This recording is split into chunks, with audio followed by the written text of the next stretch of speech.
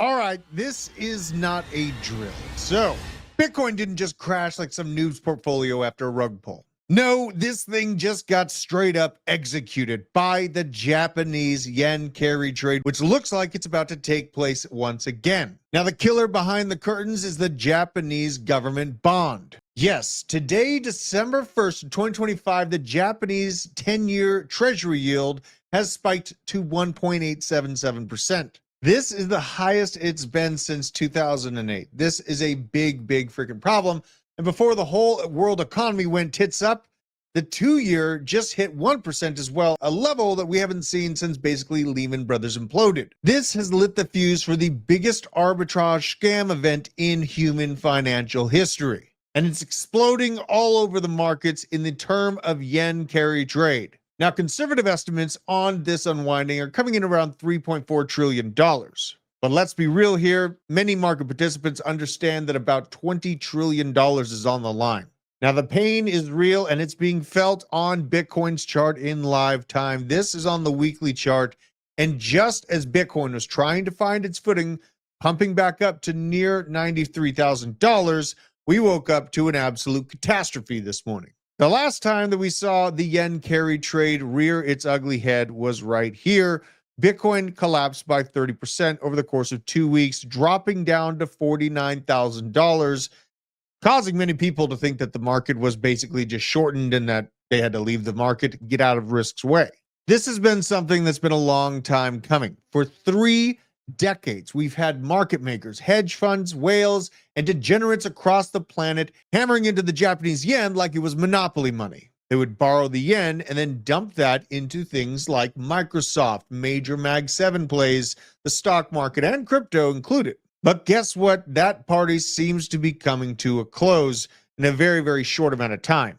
And it looks like last month was the beginning of the end for this, as everything fell apart like a mechanical Rubik's Cube, and the domino effect was absolutely mechanical from the collapse as the Japanese government gets ready to raise interest rates. Now, the process goes like this. The yield shoots up, the Japanese yen gets jacked up stronger, and all of those over-leveraged positions turn into money pits. Now, the selling frenzy for Bitcoin has given us just a picture-perfect Bart Simpson pattern here with his damn spiky head and the subsequent fall off to where we're sitting right around $85,000 as the time I'm recording, but we are entering uncharted territories, and this number could get a lot lower in a short amount of time. The sell-off triggers margin calls like a chain reaction. These margin calls lead to forced liquidations, and it's spilling over into the downfall of MicroStrategy's valuation as well.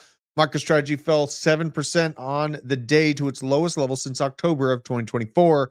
The stock is now down 55% since October 6th in one of the steepest declines on record. Not looking good. Now, these liquidations fuel further sell-offs as we are getting hit with FUD from all angles. China ban, Tether FUD, and now the yen carry trade peeking its ugly head through the door. This is turning into a market bloodbath, but there is a light at the end of the tunnel here. Now, we all remember October 10th, nearly $19 billion in crypto liquidations happened within the blink of an eye. It was one of the biggest wipeouts, if not the biggest, in crypto asset history. Now, in November, we saw $3.45 billion wiped out and evaporated from the Bitcoin ETFs. BlackRock's Golden Child, the Bitcoin ETF fund, saw $2.34 billion walk out the door. Now, in last night's absolute sell-off frenzy, we saw major pain as another $646 million was liquidated before you even had your morning coffee. Now, the insane part about what's happening right now is while everyone's running for the door, whales are stacking new bags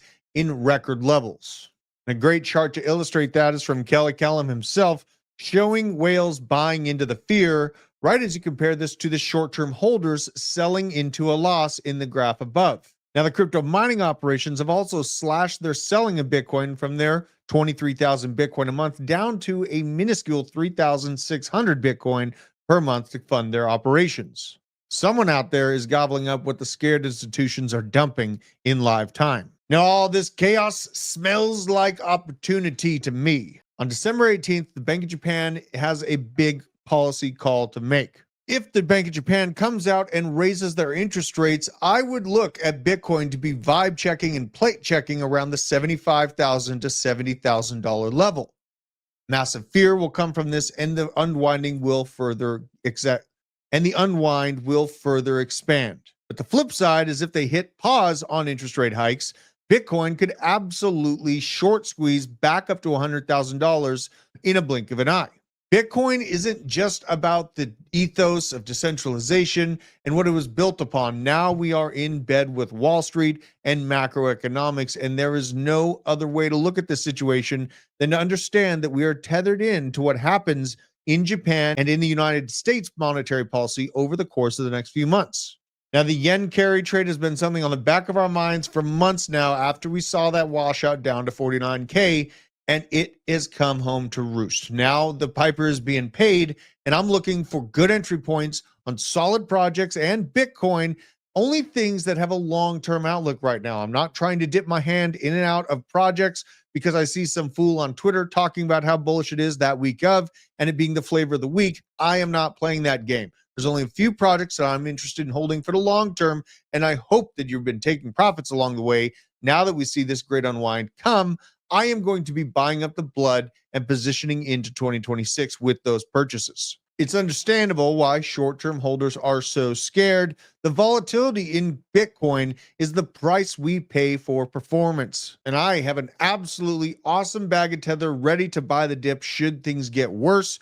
But as things sit right now, get in the Discord, get part of our trading community so you can make bigger bags of Tether no matter which way this market goes. This is the time to position accordingly. Or you can simply get left in the dust on the sidelines waiting for the big everything bubble and a Great Depression as we head into midterm elections in 2026. I'm betting that they're going to just simply print their way out of the problem, make the economy look great, and inject a bunch of liquidity and cause all risk assets and tangible goods to skyrocket once again.